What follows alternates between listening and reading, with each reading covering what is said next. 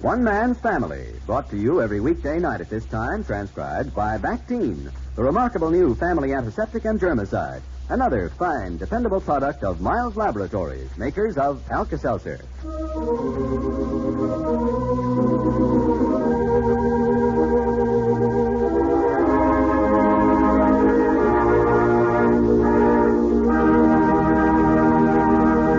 Overheard between Jack and Clifford in the library of the family home. What's the matter, Cliff? Oh, nothing, but I've had Elwood Giddings held up to me as a good example until his name hits my face with a smack of a wet towel. Yeah, Dad kind of likes him. Likes him? He's got a crush on him. Worked his way through college, early riser, early to bed, all business, gonna get somewhere, self-made man. Today I lugged Elwood's trunk back to the hotel for him. That trunk weighed 140 pounds. So that's how it is with the Barbours today. Friends, once you try Bactine, we know you'll agree it's the handiest bottle in the house. Yes, Bactine, spelled Bactine, the new family antiseptic made by the makers of Alka-Seltzer, is winning new laurels every day. You'll use it when the children cut or scratch themselves, when Dad nicks himself shaving, when hot grease splatters you in the kitchen. Bactine relieves the pain, helps prevent infection. Bactine is a clear, colorless liquid that does not stain skin or clothing, does not sting nor burn like harsher antiseptics, has a fresh, clean odor. Get a 30 or 70-cent bottle from your druggist today. There's nothing exactly like Bactine.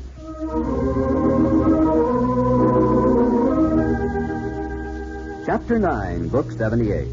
It is evening now in Seacliff, San Francisco, and Jack Barbour, ducking across the hedge to the family home from his house next door, finds his brother Clifford alone in the shadowed library, looking glumly down toward the garden where Henry Barbour and Elwood Giddings are carrying on an animated conversation.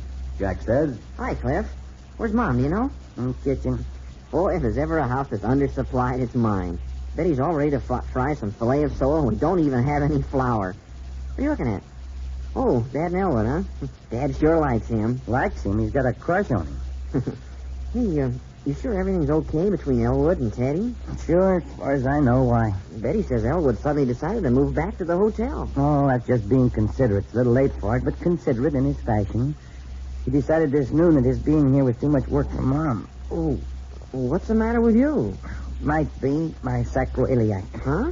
That's an occupational twist in the back. All bag smashers get it. What were you lifting? Oh, Elwood's trunk. Alone? Oh, sure. He was helping Dad and Gans unload some dainty little flower flats down the garden. I'm his valet. Or didn't you know? Oh, come on. Oh, it's a fact. House guests get service around here. I'm now the head porter. Is this a gag? A gag? Fella, you should be around here. I've had Elwood Giddings thrown to me as a good example until his name hits my face with a smack of a wet towel. Yeah, Dad can make it a little rough, I know. He's beating his old records this time. You should hear it. Elwood worked his way through dental school. Elwood's an early riser, early to bed, gonna get somewhere, ambitious, self-made. Wow. And this noon he said to me, Elwood's moving back to the hotel. Take the car, run down with his luggage. Luggage, that trunk weighed 140 pounds. Why didn't you call somebody to help? Oh, I was sore. I took the trunk and his bags for him, and when he's ready to go, I'll chauffeur him. He's waiting until Teddy and Paul get home. He went down to the airport with Paul after lunch. Well, good evening, Jack. Hi, Mom. Is your back feeling any better, Clifford? Sure, it's all right, Mom. Jack, your brother was trying to show people how strong he was. Carried Elwood's trunk all alone. Can you imagine? How are you, Jack? Oh, fine. Lawyers don't have to do any heavy lifting. Well, Clifford didn't need to either. Mr. Gans or Elwood would have been glad to help him. Say, Mom, guess what we're out of this time? I can't imagine. Well, Betty got all ready to fry some filet of sole. Oh, I'll get it. Hello? Yeah. Oh, yeah. Hey, Jack, it's Betty. Uh-oh. Hi. Yeah, I only stopped to talk to Clifford. Okay, well, I'm coming, Betty. Huh? Yeah, I talked to Cliff about it. There isn't anything. Too much work for Mom. I'll tell you when I get home. I'm coming right away, Betty. I will. She ran out of flour. I don't see how a housewife can run out of something like that you need every 10 minutes. Don't tell me you and Betty are having a fuss. No. She just think I always stay too long over here. Well, I'll get you. No, I'll get it. She just needs 2 cups, and I know where it is. I'll see you later. Take it easy, Cliff. You okay, Jack? I'll go out the back way, Mom. All right, Jack. Oh, boy. If your back still hurts you tomorrow, you'd better see Dr. Thompson. Yeah, well. That was a juvenile performance, Clifford. You can't blame anybody but yourself. Yeah, I suppose it was, Mom. But Dad gets under my skin. You shouldn't let him. You ought to know by this time he doesn't mean these things. Oh, yeah, sure. He was sorry Elwood felt he had to go. He wanted us all to be friendly and helpful. Sure. Anyway, you didn't have to take the trunk down that very minute.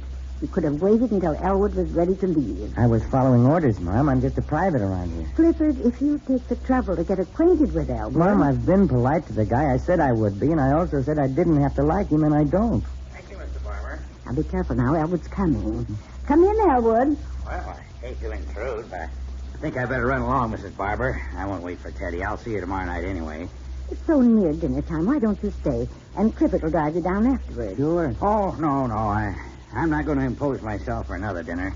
I didn't realize it was getting so late. I was just trying to tell Mr. Barbour how much I appreciate your...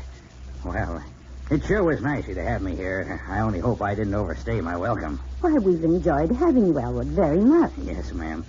Well, thank you again. I guess this is about the fourth time, but I did enjoy staying here. Well, now let's see how Mrs. Kettleman is getting along with dinner. Clifford, you drive Elwood. Okay, Mom. All right, Elwood, let's take off. We'll be seeing you often, Elwood. Good night. Good night, Mrs. Barbour. Good night. Mind if I use the phone, Clifford? You go right ahead. Sorry, you had to take my trunk. I didn't know you were doing it, or it would have helped. That's okay. Think nothing of it. Hello? Will you please send a cab right away to 264 Seacliff Drive? Yes, thank you. Hey, what's the big idea? I'll take you down. No, I can't ask you to do that. Oh, I'm glad to. Well, thanks, Clifford, but that'll make you late for dinner. Oh, what of it? Here, let's call him back. Please don't. Please. But I thought you were going to wait and see Teddy before you go. He and Paul ought to be here pretty soon. Well, I was, but I didn't realize that'd make all this confusion at dinner time. I'll see you tomorrow. We got a date for a movie. Oh, she knows you're going to a hotel? Yes, I told her this noon. Now, let's see, the coat, hat. Yeah. So, look, you have something you want to do, Clifford, you go right ahead. I'll sit here till the cab comes. No. I was just waiting around to take you down in the car. Say, there's something I wanted to mention to one of you. I'm trying to say it to your father, but, well... What's that, Elwood? Oh, about coming here as a house guest. That was a mistake. I realize that now. I don't see how you figured. Dad urged you to come. Well, yeah. There's a lot of difference between Halmstad, Wisconsin, and San Francisco, California. I mean, well, I don't suppose you know much about the Kickapoo Valley. The what? That's my home, the Kickapoo Valley. It's isolated country back in the hills. A lot different than this, though. Everything's different. How do you mean? Well, we don't even have a hotel in Halmstad. Only 700 population. If a stranger comes to town, he's all right. Somebody puts him up. Don't think anything about it. So, your father said come and stay. That was fine. Cordial, he meant it. But I know now I shouldn't have accepted. I'm just a country boy, I guess. Well, what the heck? You were invited, Elwood. If I know Dad, you were practically Shanghai. I still shouldn't have come. We haven't been very good hosts, if you feel that way, fella. Oh, you've all been swell. Especially you, Clifford, taking my trunk and all. Well, I don't know what you're apologizing for. Oh, yes, you do. I was never in a house like this in my life. Not even when I was in the Army.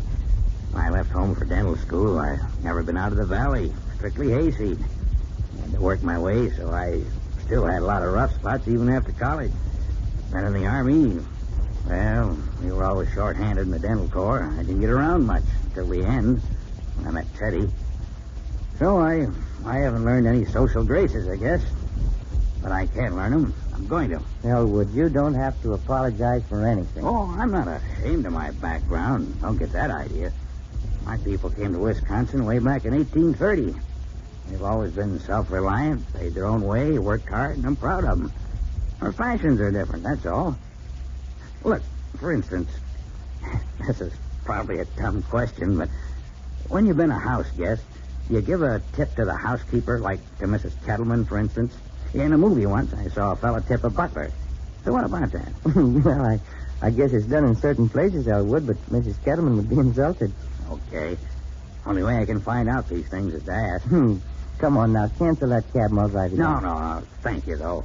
But I've caused enough confusion hanging around all afternoon. I'll tell you what we'll do. Someone can come on up and play around the golf with me. Well, it's nice of you to ask me, Clifford. I've never even had a golf club in my hand. Well, you have to start sometime. I sure like to learn. I imagine golf'd be a big help in the dental business. You'd meet so many people. Yeah, all with teeth. Yeah. Besides, it's fun. Yeah. You know, that's another thing I've got to learn. How to have fun. I never learned how to play at anything. I'm too doggone busy. Oh, as you can. Well, I'll see you all tomorrow, Clifford. Sure been nice. I appreciate... Well, I mean, another time Teddy will be sorry she missed you, Elwood. Huh? I say Teddy will be sorry she missed you. I hope you're right. Well, good night. Good night, Elwood. Thanks for everything. See you tomorrow.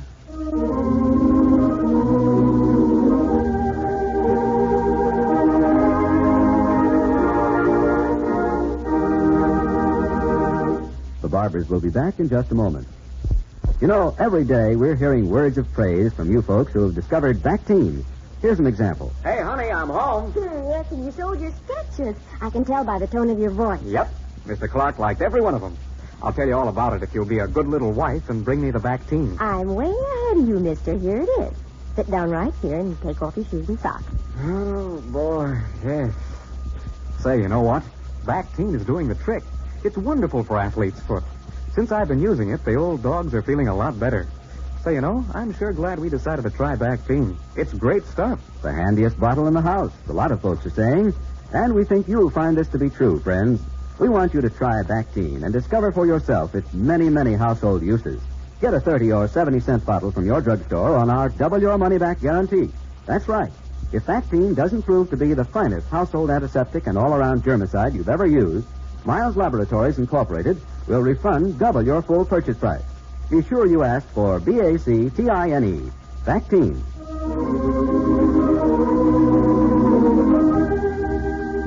Here's the family again. Has Elwood gone, Clifford? Yeah, sure has. Gone, gone. Why do you say it like that? That's the way he made me feel. Gone. Period.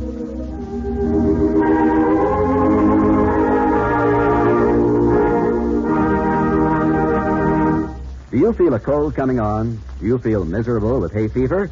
Take Tabsin quick. Feel better quick. Tabcin, Tabsin, the improved antihistaminic tablet that is more than just an antihistamine alone. Tabsin is a combination of ingredients that can do more for you. Tabsin relieves the sneezes, sniffles, the watering and itching of the eyes and nose. And Tabsin also helps relieve the headache that so often accompanies hay fever and cold. Get Tabsin today. Tabcin, Tabsin. The bright red tablets in the bright red package at all drugstores.